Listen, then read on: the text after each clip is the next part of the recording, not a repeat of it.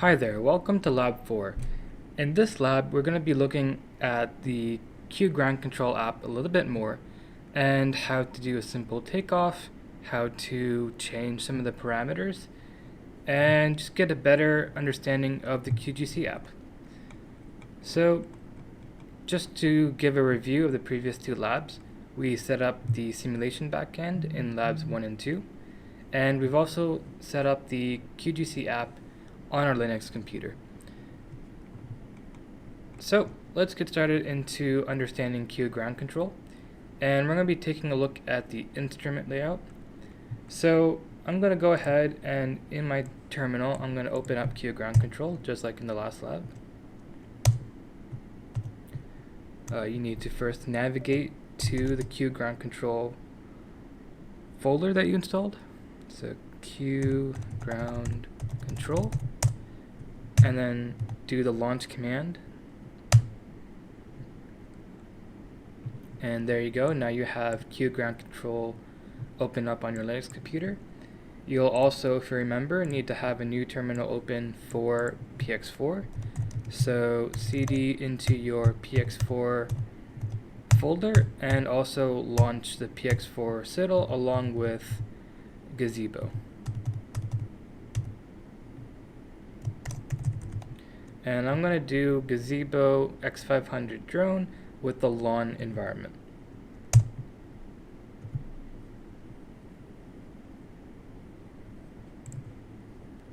Hold flight mode.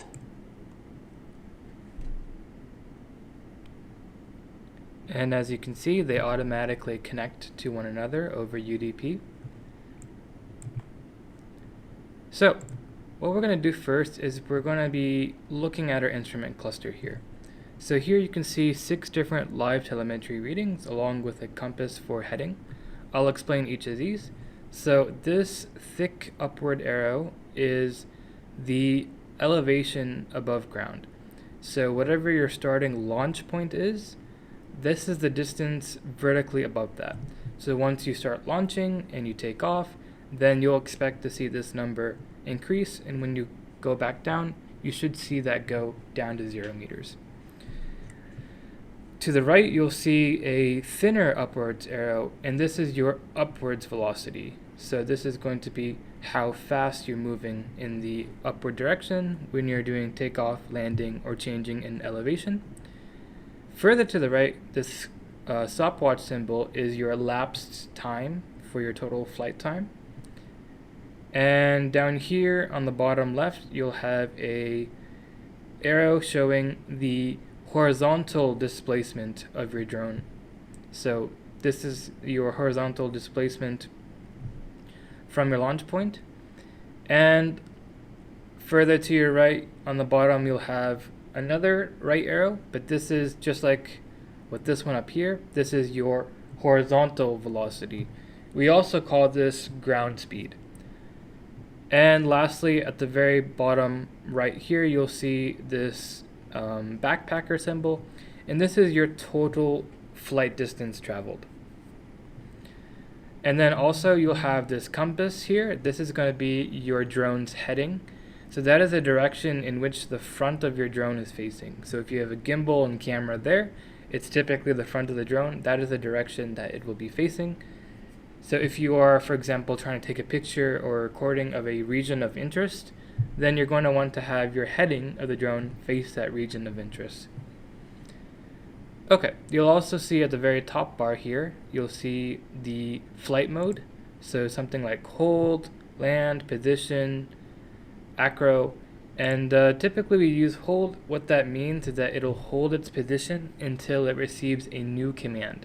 So for example, you say the command take off, it'll take off to a specified altitude, and then it'll hold its position until you give it another command, such as land, or moving to a certain coordinate in latitude or longitude. So typically we want to use hold as a flight mode. To the right of this mode, you'll see a GPS, and this is the number of satellites you've locked onto and also the strength of your connection. So of course you want to have as many GPS locked on as possible, and you want a strength that is as close as possible to 1. So here is 0.7. We have like a 70% strong GPS connection. And then at the furthest end here, you'll see your battery status. So you'll expect your battery to start dwindling down once you are in flight. Okay, so what we're going to do is we're going to do a simple takeoff, and one parameter down here that I want you to watch is this top middle one here, which is your takeoff speed. So you'll see your takeoff speed at the beginning, it is pretty low, and then it increases as you increase your altitude, and there will be a number that your takeoff speed caps out at, and that number should be 1.5 meters per second. So that number is important because that is the number we're going to be changing in our parameter settings in the last part of this lecture here. So just pay attention to this number here and see that it indeed does not go higher than 1.5 meters per second, which is the default takeoff maximum upwards velocity. So let's click on this takeoff button right here. And on the right side, you'll see that you have the option to slide this bar here and choose your altitude distance, your takeoff altitude. So let's do about 40 meters. And once we take off, we're going to see it in gazebo, and we're also going to be watching this number here to see that it does not go higher than 1.5 meters per second. So I'm going to slide this bar here to confirm takeoff. Flight mode. I'm going to open up gazebo on the side here, and I'm going to watch this number right here. 1.2, 1.3, 1.4, 1.5. Does it go higher? No, we're still taking off. You can see the distance here, 12, 15, 16, 17 meters. So we're going up to 40 meters.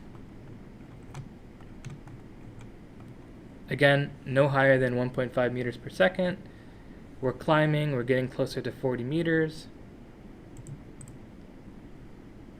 Hold flight mode.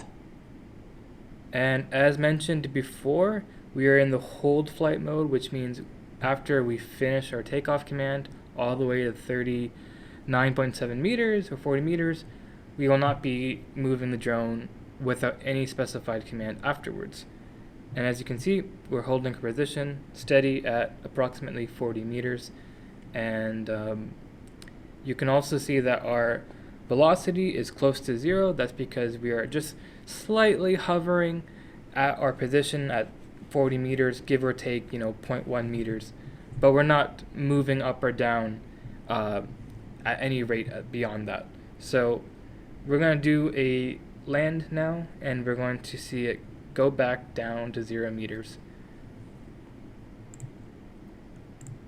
So confirm land. Takeoff flight mode. You can see it in gazebo.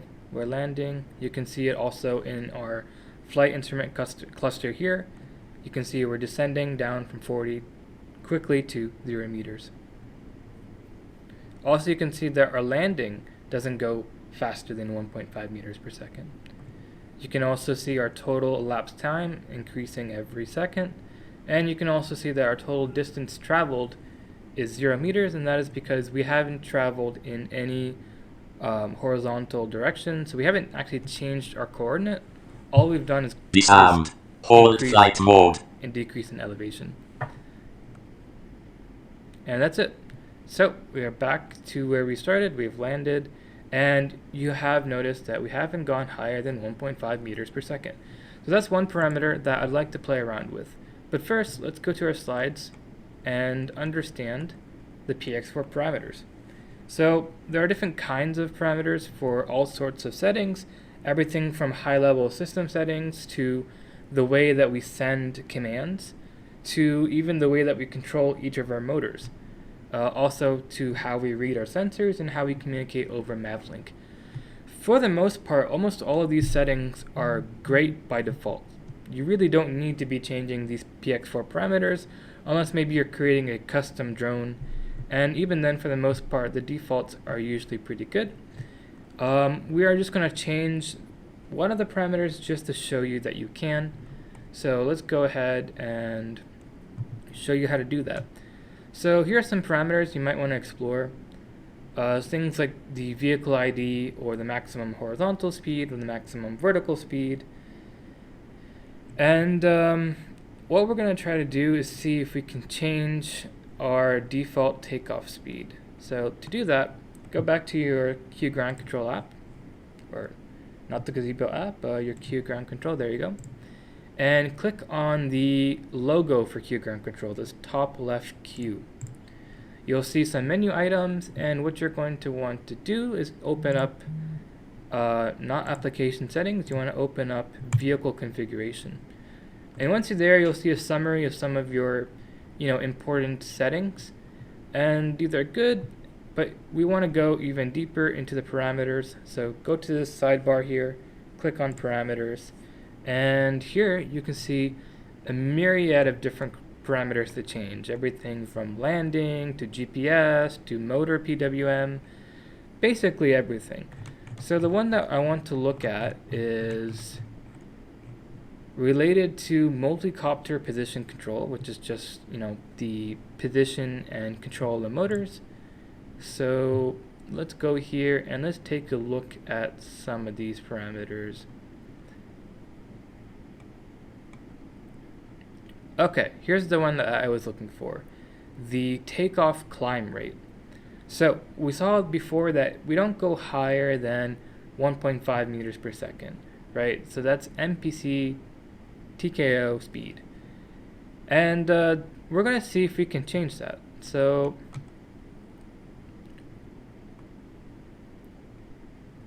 also you can see the same thing here with MPC ZV auto up, which is the ascent velocity in autonomous modes. So regardless of whether it is a takeoff from the ground or a change in velocity from one position in the air to another, our ascent velocity will always be 1.5. Or not always 1.5, but no higher than 1.5. So let's see if we can change our takeoff velocity limit. Let's see if I can find it again. 1.5 meters per second here. So let's change that to,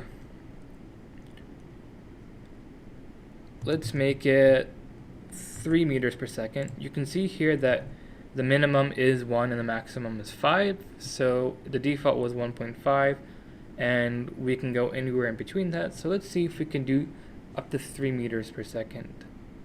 Save that. Go back to your mission control, and let's do another takeoff and see if anything has changed.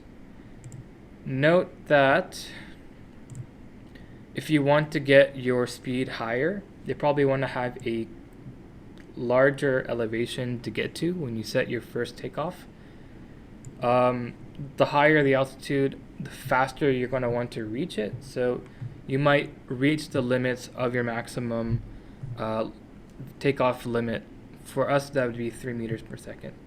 So let's do 50 meters. Let's do a takeoff, and let's do that. So let's put it to, oh, my Wi-Fi connection is kind of spotty, so sometimes that changes the status, but we should be fine. Let me go back 50 meters, 49 meters, 50, and take off. Flight mode. Okay, check this out. See, 2.9 meters per second. That was the highest it went to. And then it dropped down. So at the very beginning, it had a very, very high initial speed, and then as it gradually gets closer to the goal, the takeoff speed reduces, but we did see it go all the way up to 2.9 meters per second. And I can repeat that for you if that was too fast. So now we are Hold flight mode. stabilizing in our speed because we've reached the 50 meters. I'm going to go ahead and land. Take off flight mode.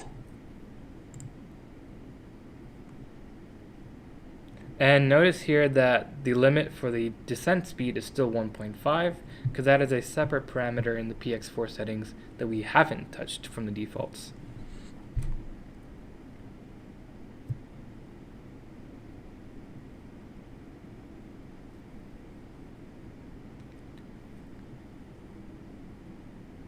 Okay, getting closer, getting closer. And I'm going to do this whole sequence again one more time just to show you that it doesn't go higher than 3 meters per second. So pay attention. Disarmed. Hold flight mode. Pay attention as we do our takeoff. It should happen right away. Watch it climb up to 2.9 meters per second, but no higher than 3. So let's do a takeoff one more time. Go up to 50 meters one more time, and take off. Flight mode. Check this number. 0.2, 0.2.4, 2.7, 2.8, 2.9, and now we're stabilizing.